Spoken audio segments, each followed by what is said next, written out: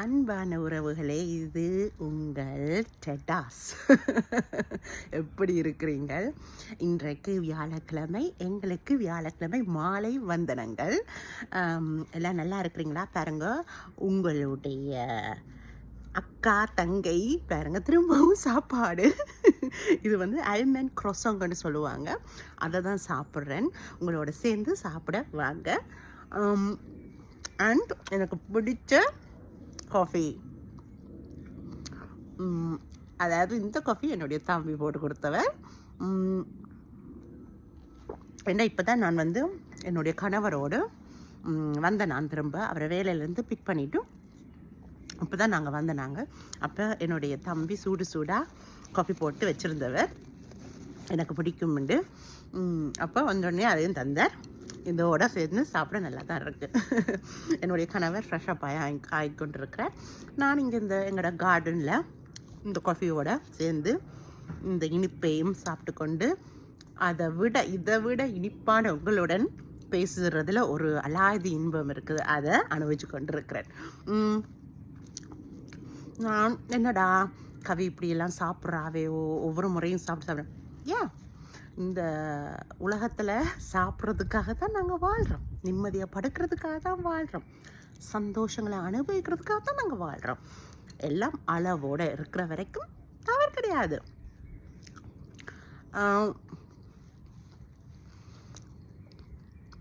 என்னுடைய கணவரும் நான் இப்போ இப்படியெல்லாம் சாப்பிட்றத பார்த்துட்டு ஏன் இவ்வளோ சாப்பிட்றேன்னு ஒரு நாளும் சொன்னதில்லை.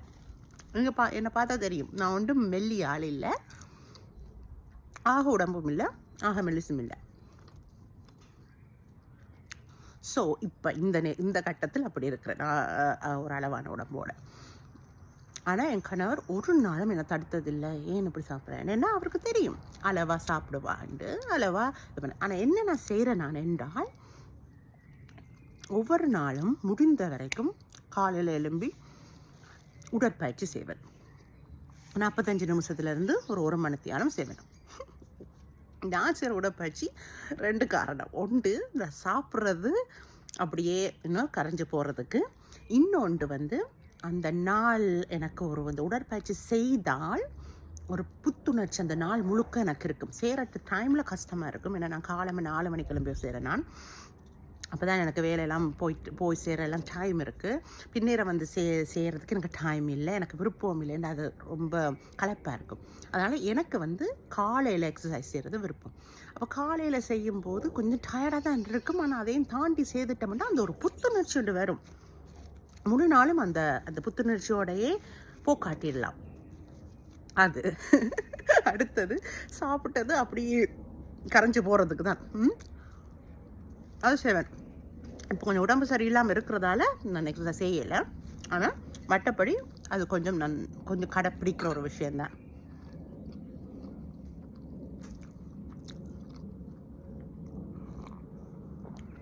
அப்போ இவ்வளவு நாங்கள் கடைப்பிடிக்கிறோம், எங்களோட செல்ஃப் டிசிப்ளினுக்கு நாங்கள் கடைப்பிடிக்கிறோம். எல்லாமே உலகத்தில் சந்தோஷமான விஷயங்களாக நடக்காது, ஆனால் சந்தோஷமான விஷயங்களை கூட எங்களோட வாழ்க்கையில் நடக்கிறதுக்கு நாங்கள் முயற்சி செய்ய வேணும்.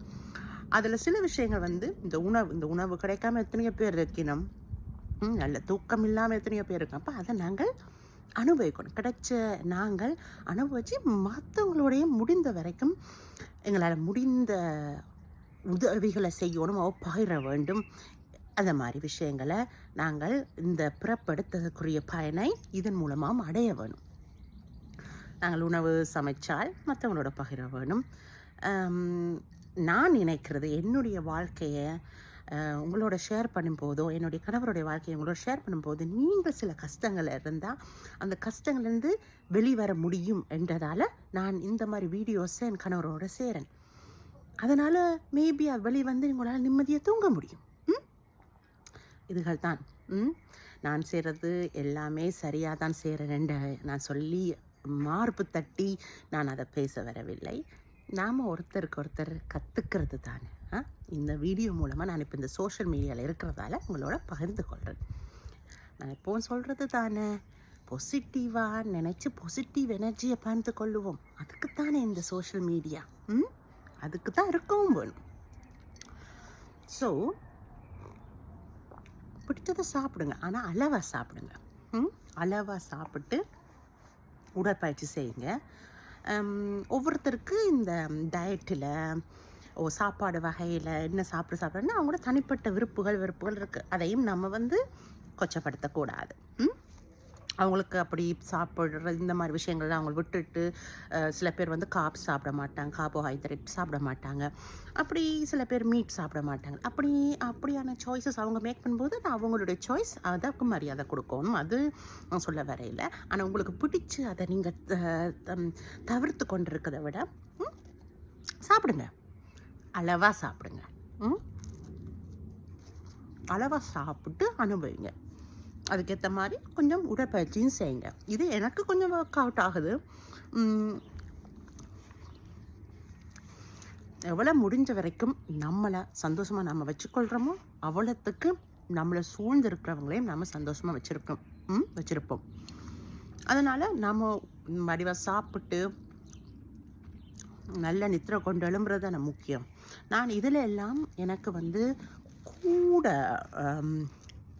முக்கியத்துவம் கொடுக்கணும்னு நினைக்கிறேன். ஏனென்றால் இந்த மாதிரி விஷயங்கள் நிறைய கதைக்கப்படுறது இல்லை.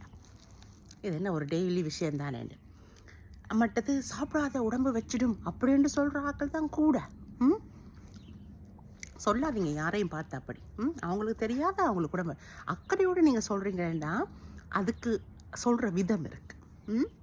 உடம்பு வச்சிருக்கு, கொஞ்சம் குறைக்க வேணுமென்று அதுக்கு சொல்கிற வழி விதம் இருக்குது. ஆக்களை வேதனைப்படுத்தணும்னா அவங்க சாப்பிட்ற நேரத்தில் சாப்பிடாத உடம்பு வச்சுன்னு சொல்லக்கூடாது. அதை நான் சொன்னேன். என்னுடைய கணவரும் இன்றைக்கு வரைக்கும் எனக்கு அது சொன்னது கிடையாது. நானே சொல்லுவேன், டேட்டா பாருங்க என்ன நான் குண்டா வந்துட்டேன்னா இந்த ட்ரெஸ் கொஞ்சம் டைட்டாக இருக்க மாதிரி இருக்குன்னு. ஆனால் அவர் சொல்லுவார், எனக்கு என் ஒய்ஃப் இப்போ ஒரே மாதிரி தான், சந்தோஷமாக அவள் இருந்தால் சரி. அண்ட் இரவில் சில நேரம் எனக்கு பசிக்கும், அது ஒரு கூடாத குணம். ஆனால் எனக்கு அந்த குணம் இருக்குது. சில நேரம் இரவில் ஒரு பசிக்கும். என் கணவர் 9 மணிக்கு மேலே சாப்பிட மாட்டார். நான் 9 மணிக்கு பிறகு சில நேரம் சாப்பிடுவேன். எனக்கு பசிச்சா நான் சொல்லுவேன், டேடா எனக்கு பசிக்குதுண்டு. அது சொல்ல போய் சாப்பிட்டுட்டு வாண்டு, ஒன்று யோசிக்காமல் போய் சாப்பிட்டுட்டு வாண்டு. அப்படி அவர் சொல்கிற ஒரு கணவர் தான்.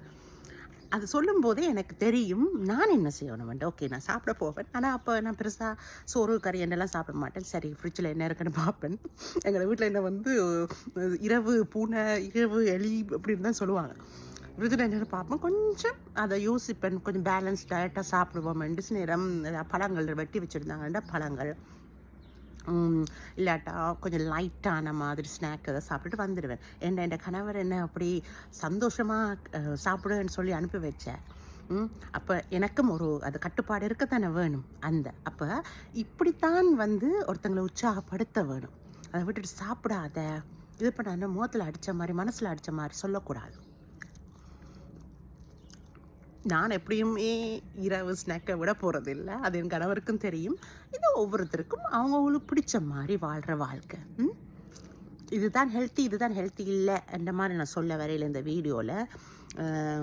சில பேர் பார்க்குறோம் சொல்லுவாங்க, இப்போ இப்படியெல்லாம் சாப்பிட்டு இப்படியெல்லாம் வீடியோ போடுறீங்களே அப்படின்ட்டு.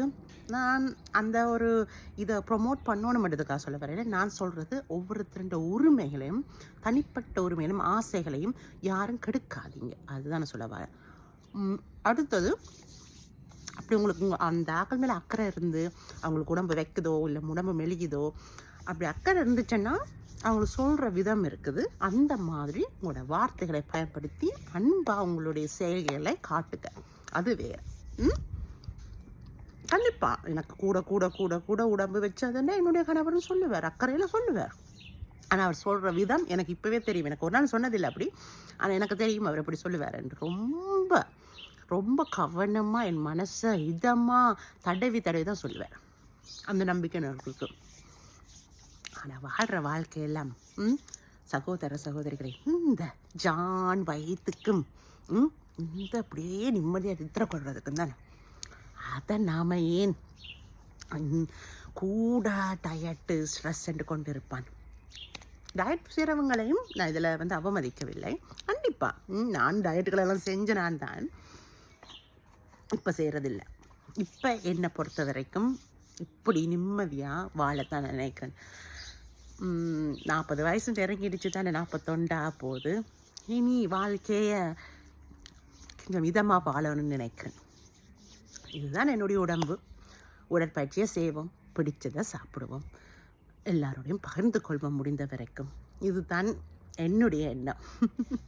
அதுக்கேற்ற மாதிரி எனக்கு ஒரு நல்ல கணவர், சகோதரர்கள் எல்லாம் கிடச்சிருக்காங்க, நண்பர்கள். இப்போ நீங்களும் கூட நான் போடுற சாப்பாடுகளை கூட எவ்வளோ உற்சாகமாக, அன்பாக, ஆசையாக பார்த்து அதுக்கு கமெண்ட் பண்ணுறீங்க.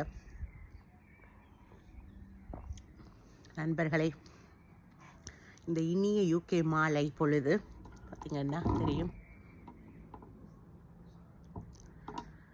நான் ஒரு மதில் சிவரில் ஏறி இருக்கிறேன். ஒருங்க வாரங்கீழே அம்மாடியோ. ஸோ இந்த மதிலில் தான் இருந்து கொண்டு உங்களோட கழிச்சு நான்